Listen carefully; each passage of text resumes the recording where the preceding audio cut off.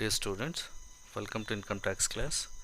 So in this video, I work out problem on deduction under section 80C. So 80C ಅಲ್ಲಿ ಯಾವ ರೀತಿ problem workout ಮಾಡಬೇಕು ಅನ್ನೋದನ್ನು ಈ ವಿಡಿಯೋಲ್ಲಿ ನಾನು ವರ್ಕೌಟ್ ಮಾಡಿ ಪ್ರಾಕ್ಟಿಕಲಾಗಿ ಎಕ್ಸ್ಪ್ಲೇನ್ ಮಾಡ್ತೀನಿ. ಓಕೆ, ಪ್ರಾಬ್ಲಮ್ ನೋಡಿ. Okay, problem number 1 under section deduction 80C ಅಲ್ಲಿ ಫಸ್ಟ್ ಪ್ರಾಬ್ಲಮ್ ವರ್ಕೌಟ್ ಮಾಡ್ತಾ ಇದ್ದೀನಿ.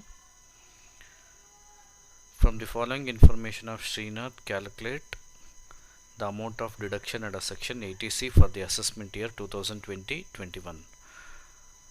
80C ಅಲ್ಲಿ ಎಷ್ಟು ಡಿಡಕ್ಷನ್ ಬರುತ್ತೆ, ಅವನು ಈ ಒಂದು ಇನ್ವೆಸ್ಟ್ಮೆಂಟು ಮತ್ತು ಎಕ್ಸ್ಪೆನ್ಸಸ್ ಆಗಿದೆ ಅವನಿಗೆ. ಸೊ ಇದರಲ್ಲಿ ಯಾವುದ್ಯಾವುದು ಡಿಡಕ್ಷನ್ ಅಂಡರ್ ಸೆಕ್ಷನ್ 80C ಅಲ್ಲಿ ಕ್ವಾಲಿಫೈ ಆಗುತ್ತೆ ಮತ್ತು ಒಟ್ಟು ಎಷ್ಟು ಕ್ವಾಲಿಫೈಯಿಂಗ್ ಅಮೌಂಟು ಮತ್ತು ಅದರಲ್ಲಿ ಮ್ಯಾಕ್ಸಿಮಮ್ ಎಷ್ಟು ಕ್ಲೈಮ್ ಮಾಡ್ಕೋಬೋದು ಅನ್ನೋದನ್ನು ಈ ವಿಡಿಯೋಲ್ಲಿ ನಾನು ಡೀಟೇಲಾಗಿ ಎಕ್ಸ್ಪ್ಲೈನ್ ಮಾಡ್ತಾ ಹೋಗ್ತೀನಿ. This is the problem. Life insurance premium payment ಮಾಡಿದಾನೆ ಆನ್ ಈಸ್ ಓನ್ ಲೈಫ್. ನೋಡಿ, ₹27,000 ಅವನ ಸ್ವಂತ ಲೈಫ್ಗೆ ಇನ್ಶೂರೆನ್ಸ್ ಪ್ರೀಮಿಯಮನ್ನು ಪೇಮೆಂಟ್ ಮಾಡಿದಾನೆ. ಇನ್ಶೂರೆನ್ಸ್ ಪಾಲಿಸಿ ತೊಗೊಂಡ್ರಲ್ಲ, ಇನ್ಶೂರೆನ್ಸ್ ಪ್ರೀಮಿಯಮನ್ನು ಪೇಮೆಂಟ್ ಮಾಡಿರಬೇಕು. ಅಸಸಿ ಇನ್ಶೂರೆನ್ಸ್ ಪ್ರೀಮಿಯಮ್ ಪಾಲಿಸಿ ತೊಗೊಂಡು ಮಾತ್ರಕ್ಕೆ ಅವನಿಗೆ ಡಿಡಕ್ಷನ್ ಅಂಡರ್ ಸೆಕ್ಷನ್ 80C ಅಲ್ಲಿ ಕ್ವಾಲಿಫೈ ಆಗೋದಿಲ್ಲ. ಪ್ರೀಮಿಯಮ್ ಲೈಫ್ ಇನ್ಶೂರೆನ್ಸ್ ಪ್ರೀಮಿಯಮನ್ನು ಪೇಮೆಂಟ್ ಮಾಡಿರಬೇಕು. ಅವನು ಪೇಮೆಂಟ್ ಮಾಡಿದರೆ ಆಗ ಅವನು ಡಿಡಕ್ಷನ್ ಅಂಡರ್ ಸೆಕ್ಷನ್ 80C ಅಲ್ಲಿ ಅವನು ಡಿಡಕ್ಷನ್ ಆಗಿ ಕ್ಲೈಮ್ ಮಾಡ್ಕೋಬೋದು. So first one, life insurance premium on is own life ₹27,000. ಇದು ಡಿಡಕ್ಷನ್ ಅಂಡರ್ ಸೆಕ್ಷನ್ 80C ಅಲ್ಲಿ ಕ್ವಾಲಿಫೈ ಆಗುತ್ತೆ. ಹಾಗಾಗಿ ಟಿಕ್ ಮಾರ್ಕ್ ಹಾಕಿದ್ದೀನಿ. ಓನ್ ಲೈಫ್ಗಾದ್ರೆ ಅಲೋಯಬಲ್ ಡಿಡಕ್ಷನ್, ಅದು 80C ಅಲ್ಲಿ ಅವನು ಡಿಡಕ್ಷನ್ ಆಗಿ ಕ್ಲೈಮ್ ಮಾಡ್ಕೋಬೋದು. ಹಾಗಾಗಿ ಟಿಕ್ ಮಾರ್ಕ್ ಇದೆ. ಟಿಕ್ ಮಾರ್ಕು ಗ್ರೀನ್ ಕಲರಲ್ಲಿ ಇಂಡಿಕೇಟ್ ಮಾಡ್ತಾ ಇದ್ದೀನಿ. ಸೆಕೆಂಡ್ ಒನ್ನು ಟ್ರಾನ್ಸಾಕ್ಷನ್ ನೋಡಿ. ಸೆಕೆಂಡ್ ಒನ್ನಲ್ಲೂ ಲೈಫ್ ಇನ್ಶೂರೆನ್ಸ್ ಪ್ರೀಮಿಯಮ್ನ ಪೇಮೆಂಟ್ ಮಾಡಿದಾನೆ on the life of his wife ಹೆಸರಲ್ಲಿ ಪ್ರೀಮಿಯಮನ್ನು ಪೇಮೆಂಟ್ ಮಾಡ್ತಾ ಇದ್ದಾನೆ. Even though she is not a dependent on Srinath. ಅಂದರೆ ನಾಟ್ ಡಿಪೆಂಡೆಂಟ್ ಅಂತ ಹೇಳಿದ್ರೆ she is also an employee. ಅವಳು ಸಹ ಎಂಪ್ಲಾಯಿ. ಹಾಗಾಗಿ ಎಂಪ್ಲಾಯಿ ಅಥವಾ ಬೇರೆ ಏನೋ ಇನ್ಕಮ್ ಇರಬಹುದು. ಎಂಪ್ಲಾಯಿನೇ ಅಂತ ಏನಿಲ್ಲ, ಬೇರೆ ಇನ್ಕಮ್ ಇರ್ಬೋದು. ಹಾಗಾಗಿ ನಾಟ್ ಡಿಪೆಂಡೆಂಟ್ ಅಂತ ಇದೆ. ಸೊ ಡಿಪೆಂಡೆಂಟ್ ಆಗದೇ ಇದ್ದರೂ ಸಹ ಅಸಸಿ ಡಿಡಕ್ಷನನ್ನು ಕ್ಲೈಮ್ ಮಾಡ್ಕೋಬೋದು. ಯಾಕೆಂದರೆ on the life on his own life ಸೆಲ್ಫ್ಗೆ ಪ್ರೀಮಿಯಮನ್ನು ಪೇಮೆಂಟ್ ಮಾಡಿದರೆ ಕ್ಲೈಮ್ ಮಾಡ್ಕೋಬೋದು, ಮತ್ತು ಸ್ಪೌಸ್ಗೆ ಪೇಮೆಂಟ್ ಮಾಡಿದರೆ ಪ್ರೀಮಿಯಮನ್ನು ಕ್ಲೈಮ್ ಮಾಡ್ಕೋಬೋದು, ಮತ್ತು ಚಿಲ್ಡ್ರನ್ ಹೆಸರಲ್ಲಿ ಪ್ರೀಮಿಯಮನ್ನು ಪೇಮೆಂಟ್ ಮಾಡಿದರೆ ಡಿಡಕ್ಷನನ್ನು ಕ್ಲೈಮ್ ಮಾಡ್ಕೋಬೋದು. ಬಟ್ ಪೇರೆಂಟ್ಸ್ ಹೆಸರಲ್ಲಿ ಪ್ರೀಮಿಯಮನ್ನು ಪೇಮೆಂಟ್ ಮಾಡಿದ್ರೆ not eligible for deduction under section 80C. ಜ್ಞಾಪಕ ಇಟ್ಕೊಳ್ಳಿ. Either on the life of his own life, or on the life of spouse, or on the life of children. So ಇದು ಇವರ ಹೆಸರಲ್ಲಿ ಏನಾದರೂ ಪ್ರೀಮಿಯಮನ್ನು payment ಮಾಡ್ತಿದ್ರೆ ಆಗ ಅವನು ಡಿಡಕ್ಷನ್ ಅಂಡರ್ ಸೆಕ್ಷನ್ 80C ಅಲ್ಲಿ ಕ್ಲೈಮ್ ಮಾಡ್ಕೋಬೋದು. ಸೊ ಇದು ಫಸ್ಟ್ ಟ್ರಾನ್ಸಾಕ್ಷನು ಎಲಿಜಿಬಲ್ ಇದೆ, it qualify for deduction under section 80C. Second one eligible ಇದೆ, ಯಾಕೆಂದರೆ ವೈಫ್ ಹೆಸರಲ್ಲಿ ಅವನು ಪ್ರೀಮಿಯಮನ್ನು ಪೇ ಮಾಡ್ತಾ ಇರೋದು. ಡಿಪೆಂಡೆಂಟ್ ಆಗದೇ ಇದ್ದರೂ ಸಹ ಎಲಿಜಿಬಲ್ ಇದೆ. ಯಾಕೆ ಅಂತ ಹೇಳಿದ್ರೆ ಇನ್ಕಮ್ ಟ್ಯಾಕ್ಸ್ ಪ್ರಾವಿಷನ್ ಪ್ರಕಾರ ಸೆಲ್ಫ್ ಮತ್ತು ಸ್ಪೌಸ್ ಮತ್ತು ಚಿಲ್ಡ್ರನ್ ಹೆಸರಲ್ಲಿ ಪೇಮೆಂಟ್ ಮಾಡಿದರೆ, ಇನ್ಶೂರೆನ್ಸ್ ಪ್ರೀಮಿಯಮ್ನ ಪೇಮೆಂಟ್ ಮಾಡಿದ್ರೆ it qualify for deduction under section 80C. ಹಾಗಾಗಿ ಅಲೋಯಬಲ್ ಡಿಡಕ್ಷನ್ ಅದು.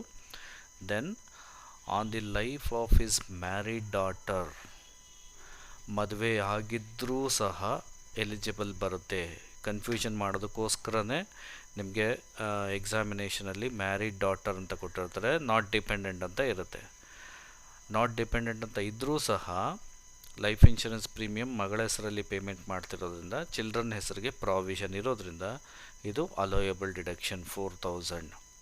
ದೆನ್ ಫೋರ್ತ್ ಒನ್ ನೋಡಿ, life insurance premium on the life of his dependent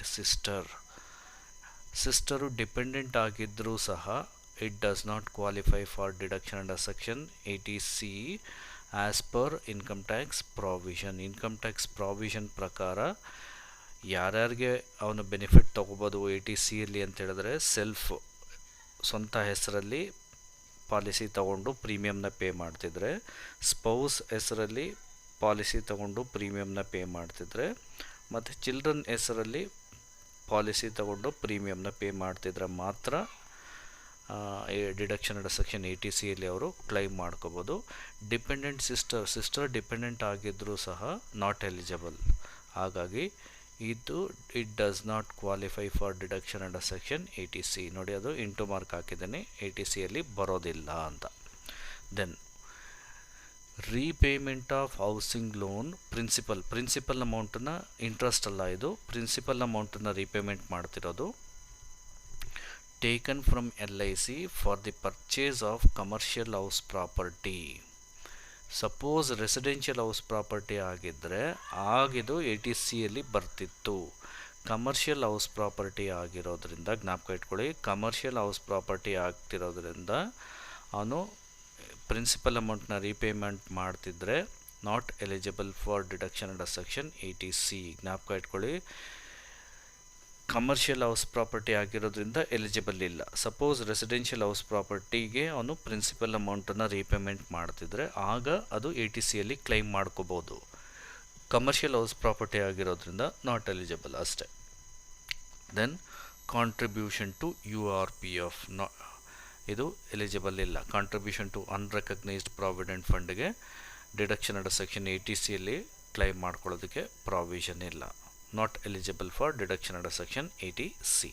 then tuition fee of daughter, ಇದು ಜ್ಞಾಪಕ ಇಟ್ಕೊಳ್ಳಿ, ನಿಮಗೆ ಸ್ಕೂಲ್ ಫೀಸ್ ಅಂತ ಬರುತ್ತೆ. ಸ್ಕೂಲ್ ಫೀಸಲ್ಲಿ ಸುಮಾರು ಫೀಸಸ್ಸು ಬರುತ್ತೆ. ಏನು, laboratory fees, library fees, sports fees, ಇದೆಲ್ಲ ಬರುತ್ತೆ. ಅದರಲ್ಲಿ ಟ್ಯೂಷನ್ ಫೀ ಅಂತ ಇರಬೇಕು. ಟ್ಯೂಷನ್ ಫೀ ಎಷ್ಟು ಪೇಮೆಂಟ್ ಮಾಡಿರ್ತಾನೆ ಅಷ್ಟು ಮಾತ್ರ ಎಲಿಜಿಬಲ್ಸ್ ಇರುತ್ತೆ. ಈಗ ಒಂದು ರಿಸಿಪ್ಟ್ ತೊಗೊಂಡ್ರೆ ನೀವು, ಒಂದು ರಿಸಿಪ್ಟಲ್ಲಿ ನೀವೇ ನಿಮ್ಮ ಅಡ್ಮಿಷನ್ ಆಗೋ ಟೈಮಲ್ಲಿ ನೀವೊಂದು ರಿಸಿಪ್ಟ್ ಕೊಡ್ತಾರಲ್ಲ, ಆ ರಿಸಿಪ್ಟಲ್ಲಿ ಚೆಕ್ ಮಾಡ್ಕೊಳ್ಳಿ, ಟ್ಯೂಷನ್ ಫೀ ಅಂತ ಎಷ್ಟಿರುತ್ತೆ ಅಷ್ಟು ಮಾತ್ರ 80Cಯಲ್ಲಿ ಡಿಡಕ್ಷನನ್ನು ಕ್ಲೈಮ್ ಮಾಡ್ಕೋಬೋದು.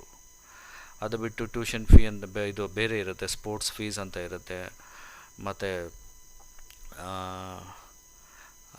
ಲ್ಯಾಬೊರೇಟ್ರಿ ಫೀಸ್ ಅಂತ ಬರುತ್ತೆ, ಬೇರೆ ಬೇರೆ ಫೀಸನ್ನು ಕಲೆಕ್ಟ್ ಮಾಡಿರ್ತಾರೆ. ಅದರಲ್ಲಿ ನಿಮಗೆ ಟ್ಯೂಷನ್ ಫೀ ಮಾತ್ರ ಎಲಿಜಿಬಲ್ ಬರುತ್ತೆ. ಹಾಗಾಗಿ ಇಲ್ಲಿ ಟ್ಯೂಷನ್ ಫೀ ಆಫ್ ಡಾಟರ್ ಆಗಿರೋದ್ರಿಂದ ಇದು ಕ್ಲೈಮ್ ಮಾಡ್ಕೋಬೋದು. ಡಿಡಕ್ಷನ್ ಅಂಡರ್ ಸೆಕ್ಷನ್ 80Cಯಲ್ಲಿ 80,000 ರುಪೀಸ್ನ ಕ್ಲೈಮ್ ಮಾಡ್ಕೋಬೋದು. ಟ್ಯೂಷನ್ ಫೀ ಅಂತ ಇರಬೇಕದು, ಅದನ್ನು ಜ್ಞಾಪಕ ಇಟ್ಕೊಳ್ಳಿ.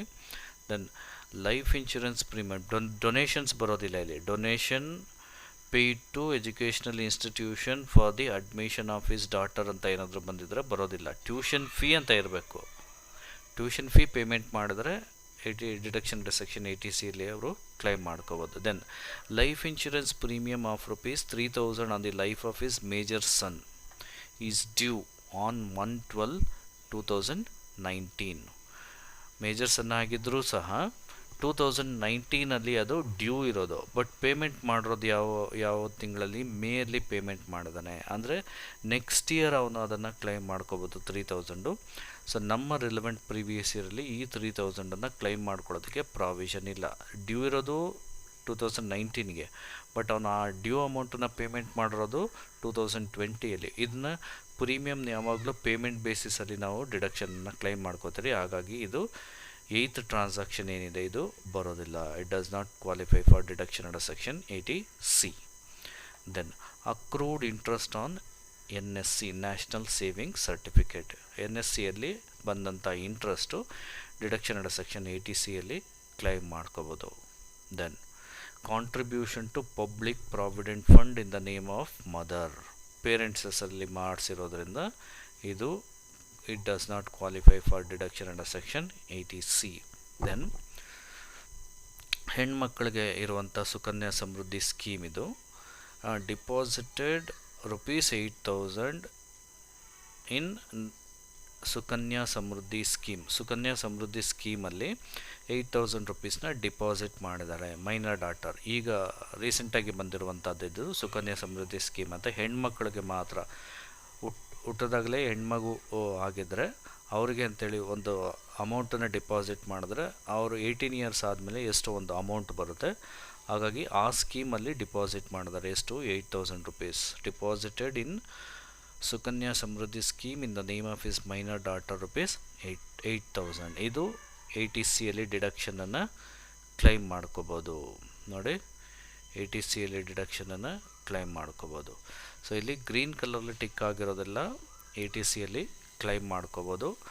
ಸೊ ಇಂಟು ಮಾರ್ಕ್ ಯಾವುದ್ಯಾವ್ದು ಹಾಕಿದ್ದೀನಿ ಅದು ಕ್ಲೈಮ್ ಮಾಡ್ಕೊಳ್ಳೋದಕ್ಕೆ ಪ್ರಾವಿಷನ್ ಇಲ್ಲ ಅಂಥೇಳಿ. ಓಕೆ, ಈಗ ಸೊಲ್ಯೂಷನ್ ನೋಡಿ. Solution 1, calculation of allowable deduction under section 80C. 80Cಯಲ್ಲಿ ಅಲೋಯಬಲ್ ಡಿಡಕ್ಷನ್ ಎಷ್ಟು ಅನ್ನೋದನ್ನು ಕ್ಯಾಲ್ಕುಲೇಟ್ ಮಾಡೋದು. Okay, particulars amount. First one, life insurance premium on his own life, it qualify for deduction, ಆಗಲೇ ಹೇಳಿದ್ದೀನಿ 27,000.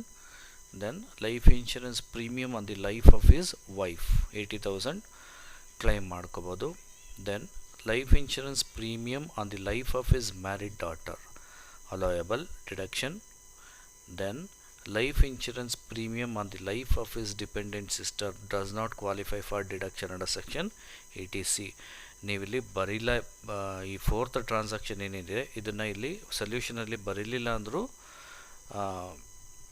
ಓಕೆ, ಜಸ್ಟ್ ನಿಮಗೆ ಗೊತ್ತಾಗಲಿ ಅನ್ನೋದಕ್ಕೋಸ್ಕರ ನಿಲ್ ಹಾಕಿದ್ದೀನಿ. ಯಾಕೆ ನಿಲ್ ಅಂತ ಹೇಳಿದ್ರೆ 80Cಯಲ್ಲಿ ಕ್ಲೈಮ್ ಮಾಡ್ಕೊಳ್ಳೋದಕ್ಕೆ ಪ್ರಾವಿಷನ್ ಇಲ್ಲ ಅಂಥೇಳಿ.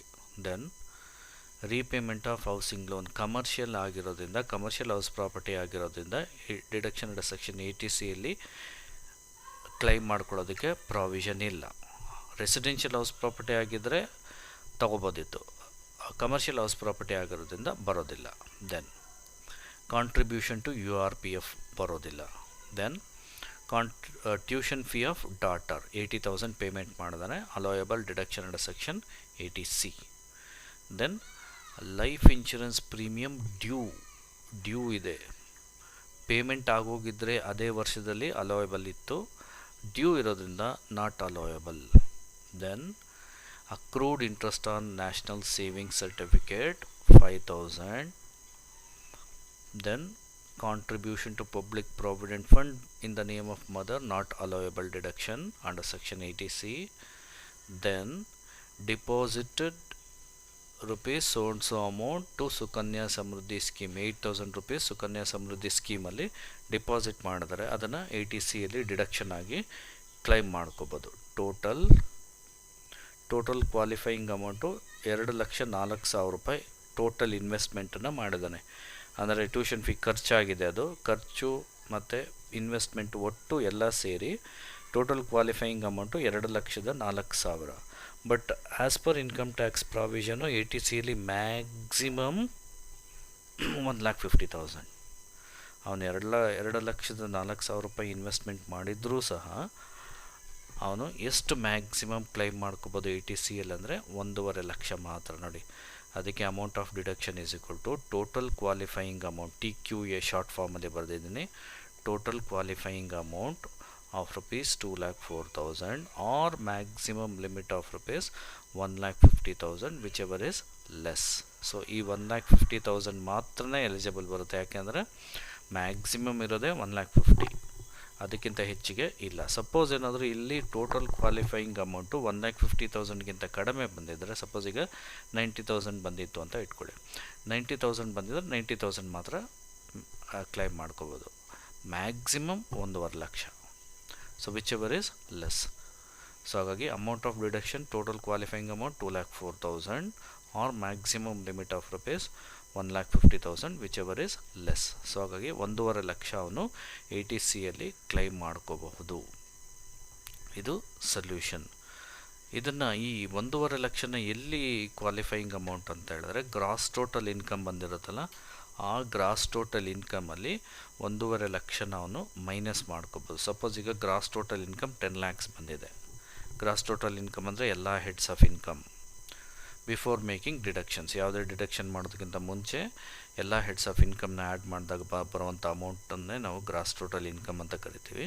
ಆ ಗ್ರಾಸ್ ಟೋಟಲ್ ಇನ್ಕಮಲ್ಲಿ 1,50,000 ಅವನು ಕ್ಲೈಮ್ ಮೈನಸ್ ಮಾಡ್ಕೋಬೋದು. ಸಪೋಸ್ ಈಗ ಗ್ರಾಸ್ ಟೋಟಲ್ ಇನ್ಕಮ್ 10 lakhs ಅಂದರೆ ಇಲ್ಲಿ maximum limit qualifying amount 1.5 lakh as per calculations.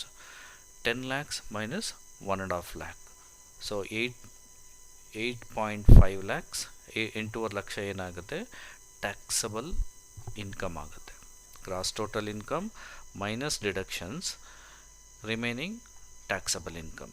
So ಈಗ ನನ್ನ ಒಂದು ಎಕ್ಸಾಂಪಲಲ್ಲಿ 10 ಲಕ್ಷ ರೂಪಾಯಿ ಇನ್ಕಮ್ ಇದೆ, ಗ್ರಾಸ್ ಟೋಟಲ್ ಇನ್ಕಮ್ ಇದೆ.